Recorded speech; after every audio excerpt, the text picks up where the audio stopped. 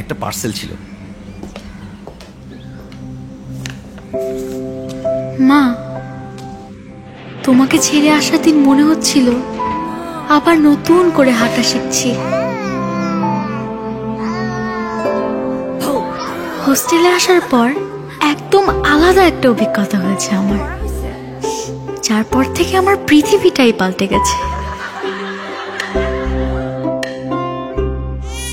আমি জানি মা, এক মুহূর্ত আড়াল তুমি আমাকে কখনো করনি।